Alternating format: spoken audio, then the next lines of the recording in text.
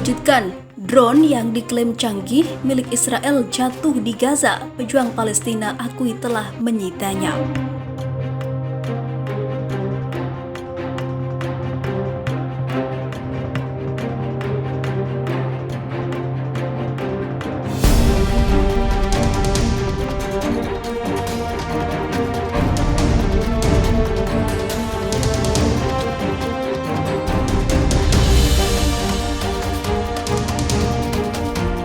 Drone milik militer Israel telah jatuh di sebelah utara Gaza pada sebuah operasi rutin di area tersebut.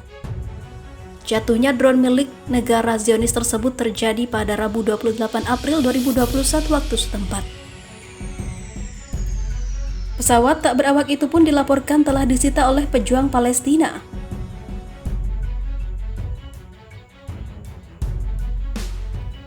Sementara itu, sumber terdalam dari pejuang Palestina di Gaza mengungkapkan bahwa kelompoknya telah menyita drone tersebut.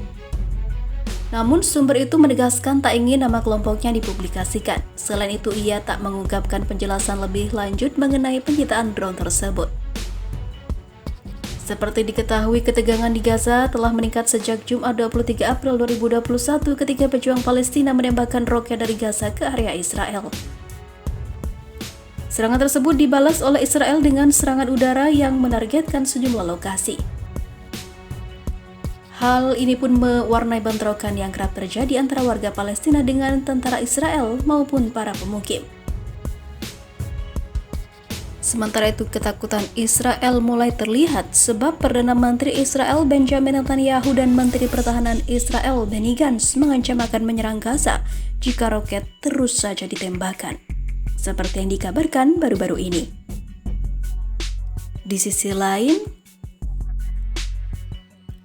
peneliti sebut Israel akan alami gempa bumi besar.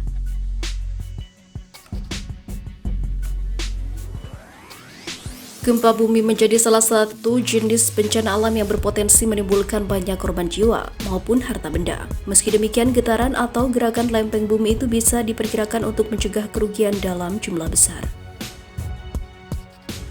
Hal ini seperti dilakukan oleh para ilmuwan Israel yang melakukan pengeboran ke Dead Sea atau Laut Mati. Mereka menemukan tekanan di sepanjang garis patahan yang mulai menunjukkan tanda-tanda pecah. Kondisi tersebut dapat menimbulkan gempa bumi besar di tahun-tahun mendatang, dikutip dari situs Express. Meskipun tim dari Tel Aviv University di Israel tidak dapat memprediksi secara akurat waktu terjadinya gempa, tetapi mereka meyakini bencana tersebut berpotensi menghabisi ratusan jiwa. Hasil penelitian ilmiah mereka, kekuatan gempa diperkirakan bisa mencapai 6,5 skala Richter. Getaran itu tentunya bisa menyebabkan runtuhnya bangunan yang dibangun tanpa perhitungan tepat, bahkan menimbulkan kerusakan besar pada struktur lebih yang kokoh. Penelitian menemukan gempa bumi pada tingkat ini rata-rata terjadi setiap 120 hingga 150 tahun, tetapi ada titik-titik di mana jeda aktivitas hanya berlangsung dalam hitungan dekade. Gempa besar terakhir yang melanda Laut Mati adalah gempa berkekuatan 6,2 skala Richter pada tahun 1927 yang menghabisi 500 orang dan melukai lebih dari 700 orang di Amman, Yordania, Yerusalem, Bethlehem, dan juga kota pesisir Java. Laut Mati terletak di sepanjang Suriah Afrika, sobekan kecil di kerak bumi yang mengalir di perbatasan Israel-Yordania. Profesor Shumal Marco mengatakan catatan geologis tidak berbohong dan gempa bumi besar akan datang di Israel. Tentu saja kami tidak memiliki cara untuk memprediksi dengan tepat kapan bumi akan berguncang di bawah kaki kami. Tetapi saya dapat mengatakan bahwa gempa bumi akan menyebabkan ratusan korban jiwa yang akan melanda di tahun-tahun mendatang, ujarnya. Marco mengaku tidak ingin menimbulkan kekhawatiran, tetapi faktanya saat ini kita hidup dalam tektonik yang aktif. Gempa bumi bisa terjadi dalam 10 tahun atau beberapa dekade, tapi juga bisa pekan depan dan mereka harus terus bersiap untuk itu. Peneliti mengebor ratusan meter di bawah Laut Mati untuk menganalisis lapisan sedimen yang memberikan indikasi seberapa sering gempa bumi terjadi selama 220.000 tahun terakhir.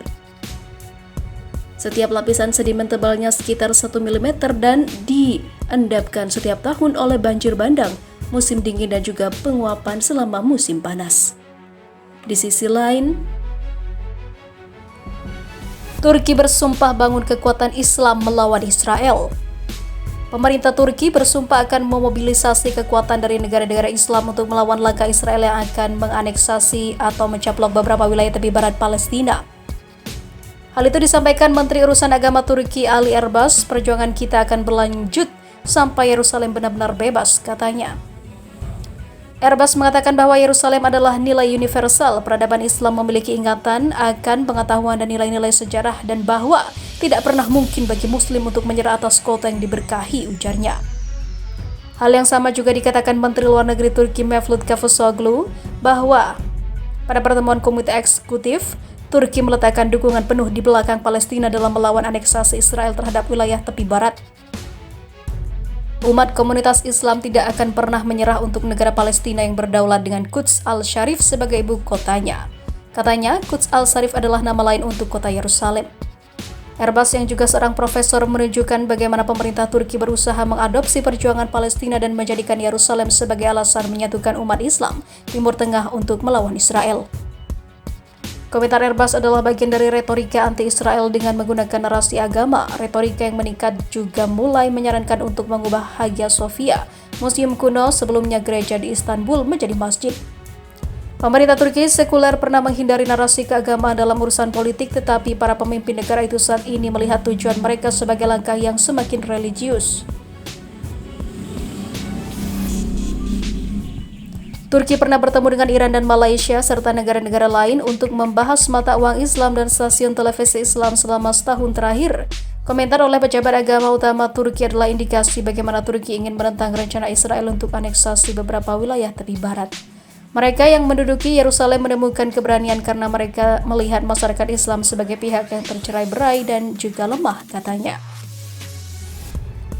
Menteri Luar Negeri Turki Mevlut Cavusoglu mengatakan bahwa rencana aneksasi oleh Israel menghancurkan semua harapan perdamaian abadi di Timur Tengah. Diplomat Ankara tersebut kerap menolak menyebut nama Israel dalam pertemuan Komite Eksekutif Kerjasama Islam. Jika kekuatan pendudukan melewati garis merah, kami, negara-negara Muslim harus menunjukkan bahwa ini akan memiliki konsekuensi, ujarnya.